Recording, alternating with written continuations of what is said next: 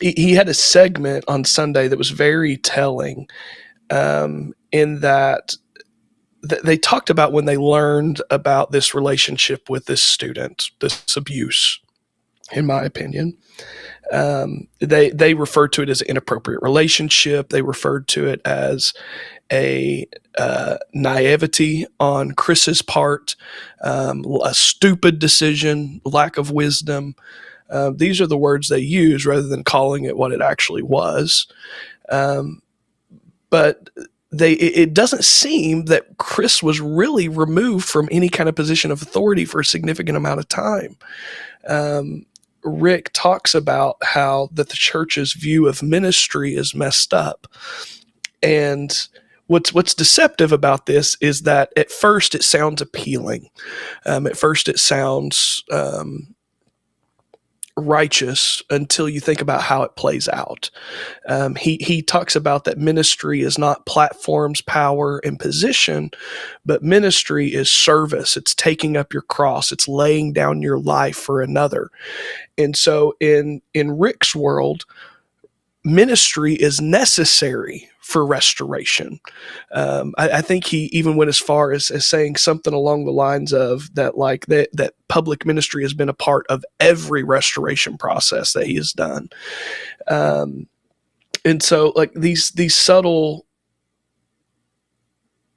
changing of things and not recognizing the power that is associated with the platform, and the influence and the sway, and trying to paint it as some kind of humble servant position when we know that's farthest thing from the truth, what appears to be the truth. It gets real messy real quick because they're able to make these things go away and act like it didn't happen, as you were saying.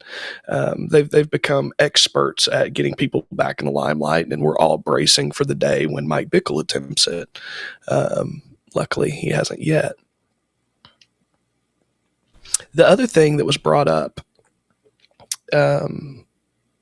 that was very interesting, and not really going through this stuff chronologically with the service on Sunday and the stuff that Rick had said. And there was also another video of another former leader who had published a response to all of it.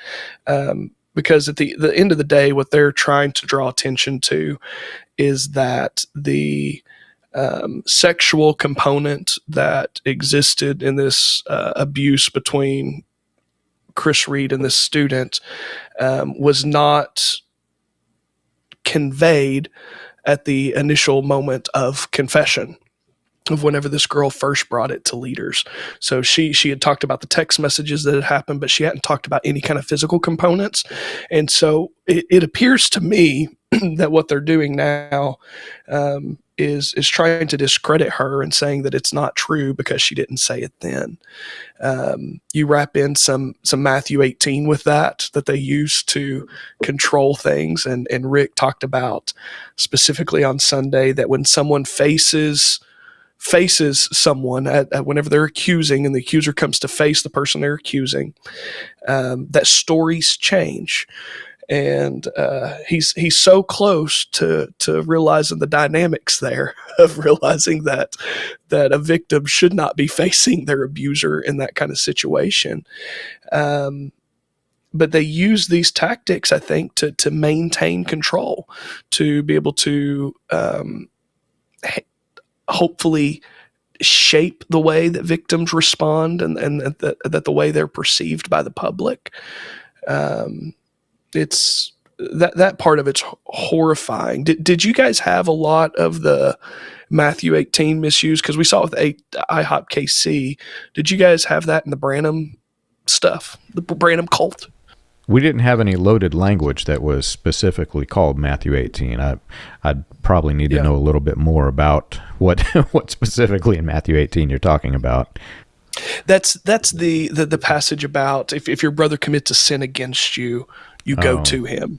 And so the way that these guys portray it, like with Mike, whenever the Jane Doe came forward and all these different people, when different situations were confronted were brought to Mike, the way that he would respond is says that he would want to talk to them alone, face to face. Got it. Because that's first step of Matthew 18. Got it. So you have someone in that power dynamic who is isolated. There was even an instance with the Mike Bickle situation where a spouse had asked to come along, and Mike refused until he got to meet with them privately first. And so it's all this, the phrase, and even Joyner used it on Sunday. He says that there's a biblical due process. And whenever they say biblical due process, Matthew 18 is what they're looking at. So you need to go by yourself. If they don't hear you, then you bring a witness with you. Rick made sure to clarify on Sunday to the entire congregation that if they were not an eyewitness to events, if they did not see it with their own eyes, that they needed to keep their mouth shut.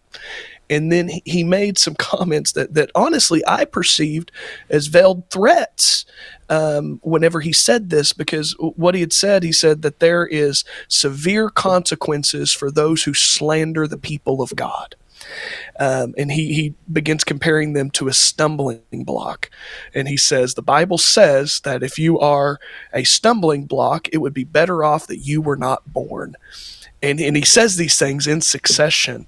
And I'm sitting there, and you hear people clapping and you hear people cheering, but I'm like, I don't think you realize what he's saying.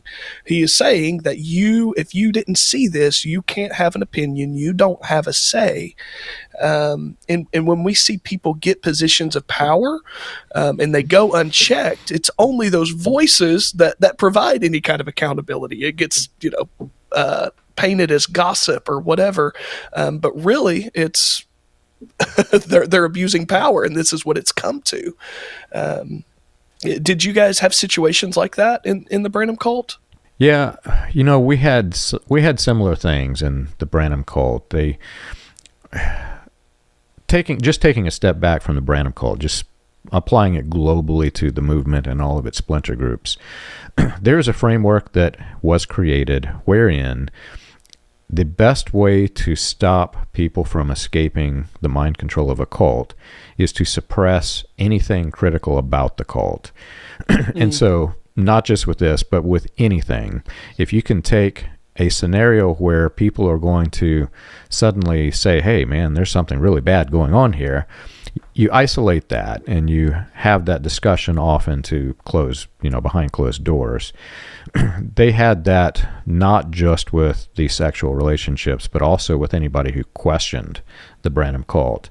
If you're raising questions, they will send the quote unquote brethren to come and basically verbally bully you into ceasing all questions. But it goes far beyond that.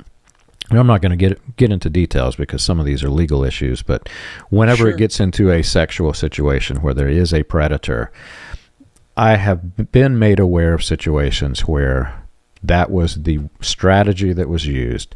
Get them away from the people, verbally abuse them into being quiet if they are a predator, try to verbally abuse them into stopping, but don't go to the proper authorities. And to put it into proper perspective, when we left the Branham cults, there was a situation in one of the churches wherein there was a predator in the midst. And I was a little bit shocked because we had normal church service in this church, and towards the end of the sermon, the pastor says, now I have something that I want to address the congregation after this. And I would like after the service, I'd like for everybody except for that family to stay here in the building. And after that family left, they started talking about, there is a problem here. We have spoken to the person, and I just want you to know that there are situations where you may be at risk. We are dealing with this person, and if it goes beyond this, we're going to go to the authorities. They've been made aware of this, but be careful. And that was how it was addressed in this church. And at the time, it was so shocking to me. I was thinking, oh my gosh, what if I was that family? I would never set foot back in here again. It would embarrass the heck out of me. Right. But after I really processed this, I thought, if I was that person, I should be embarrassed. If I'm if that situation were to play out, it needs to be properly addressed. And this church actually did address it in a very good way. That's not what happens in the Branham movement or Branham 2.0.